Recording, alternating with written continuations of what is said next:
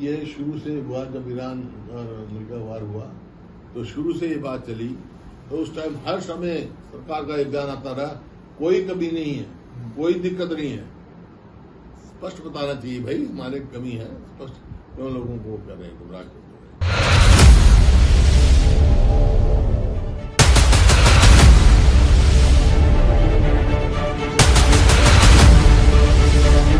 पिछली बार से better performance रही है कांग्रेस की।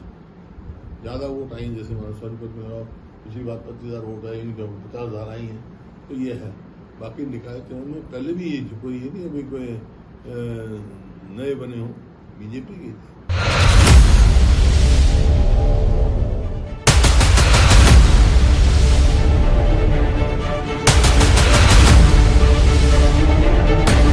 बच्चे इंटरव्यू में सेलेक्ट हो गए, वहां हो गए, लेकिन एक और सब्जेक्ट नॉलेज के उसमें निकाल दिए जाते हैं। बाहर के कैंडिडेट को मतलब 12.5 नंबर है तो उसमें 9 साढ़े 9 दिए जाते हैं। हरियाणा के कैंडिडेट को 1, 1.5, 2 नंबर दिया जाता है। तो अब एक्सपोज हो गई वही बात, तो अब तो कोई गुंजाइश ही नहीं रही इस बात की।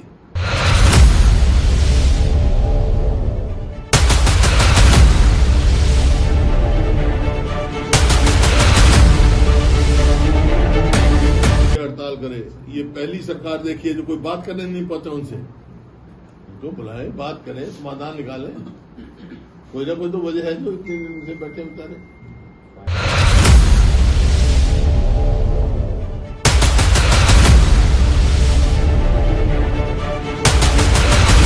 देखो, कल ही हाई कोर्ट का फैसला आया है, जो हरियाणा में सिलेक्शन हुए हैं इंग्लिश लेक्चरर की, असिस्टेंट प्रोफेसर की, वो रद्द किए उन्होंने। रद्द करने का कारण एक ही है कि यूजीसी की गाइडलाइन नहीं मानी। यूजीसी गाइडलाइन है भाई, नंबर जो है ये कितने लिए, और इंटरव्यू में क्या एक और इन्होंने लगा दिया था, सब्जेक्ट नॉलेज।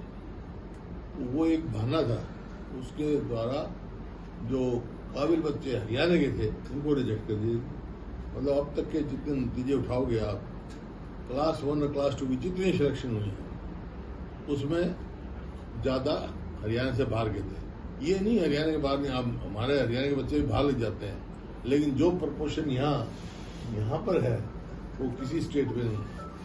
कि सिर्फ एक को लगा के जो HPSC जो है, और इस तरह लोगों के भविष्य के साथ खिलवाड़ करे, युवाओं के साथ। और ये जो हाईकोर्ट में फैसला हुआ है, ये युवाओं की जीत है, हरियाणा के जो काबिल बच्चे हैं उनकी जीत।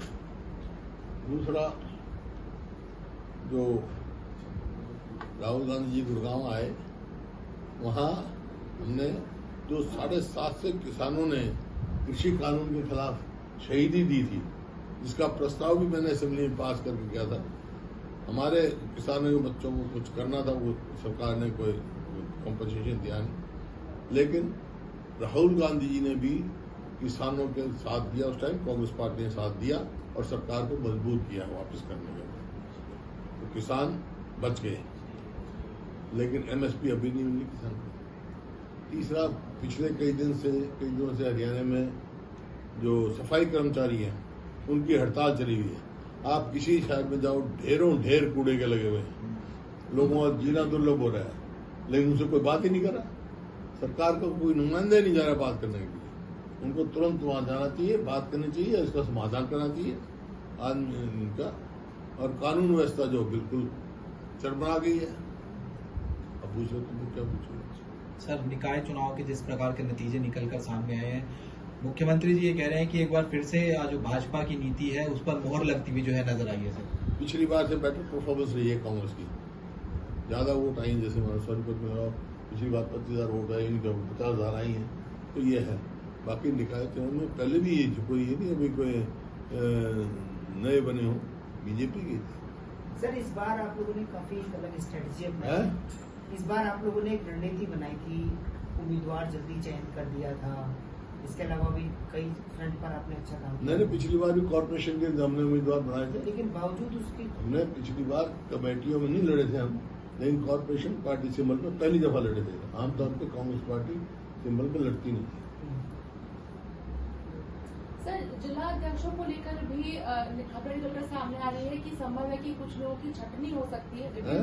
जिला अध्यक्षों को लेकर कुछ लोगों की छटनी हो सकती है, हटाया जा सकता है क्योंकि उनके परफॉर्मेंस अच्छे नहीं हुए हैं, रिव्यू मीटिंग होगा। तो क्या जिला अध्यक्षों को वापस से नियुक्त किया जाएगा, इन्हें हटाया जाएगा?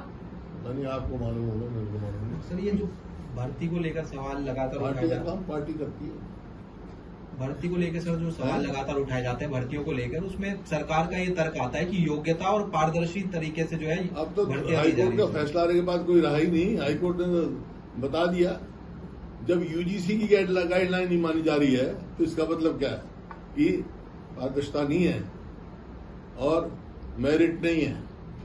मेरिट तो जितना एग्जाम में नंबर आए और उसके हिसाब से इंटरव्यू कॉल किए गए, एक पोस्ट के अगेंस्ट जितने भी आदमियों को, और इंटरव्यू में कितने नंबर आए। बच्चे इंटरव्यू में सिलेक्ट हो गए, वहां हो गए, लेकिन एक और सब्जेक्ट नॉलेज के उसमें निकाल दिए जाते हैं। बाहर के कैंडिडेट को मतलब 12.5 नंबर है तो उसमें 9, 9.5 दिए जाते हैं। हरियाणा के कैंडिडेट को 1, 1.5, 2 नंबर दिया जाता है। तो अब एक्सपोज हो गई वही बात, तो अब तो कोई गुंजाइश ही नहीं रही इस बात की, पोल खुल गई। सर, राष्ट्रीय स्तर की बात करें तो नीट पेपर परीक्षा की जो पेपर है वो लीक हो गई दोबारा से। ये दूसरी बार ऐसा हुआ, इसके पहले 24 में हुआ था, अब 2026 में दोबारा से हुआ है। कहीं न कहीं बच्चों के भविष्य के साथ बिल्कुल खिलवाड़ हो रही है। 22 लाख, और ये हरियाणा में तो कई पेपर लीक हो लिए, पता नहीं कई 10, 12, 15 से ज्यादा हो लिए होंगे। हर बार यही होता है। नीट का हाँ, नीट का 4थी बार हुआ, लेकिन हरियाणा की जो सिलेक्शन करते हैं उसके पेपर लीक होते हैं। बच्चों के भविष्य के साथ खिलवाड़ है, क्योंकि बहुत हाँ, ये बड़ा गंभीर मामला है, इसको सीरियसली लेना चाहिए और बच्चों की जो है भविष्य के साथ खिलवाड़ नहीं करनी चाहिए। सर, सफाई कर्मचारियों वाला मसला भी सर बड़ा है जिस तरीके से, चूंकि निगम से जुड़ा हुआ भी है। हालांकि चंडीगढ़ में बैठक अभी चल रही है। सर, कैसे देख रहे हैं कि इतनी अव्यवस्था? भाई, इतने दिन हो गए हड़ताल करे, ये पहली सरकार देखी है जो कोई बात करने नहीं पहुंचा उनसे। उनको बुलाए, बात करें, समाधान निकालें। कोई ना कोई तो वजह है जो इतने दिन से बैठे बेचारे।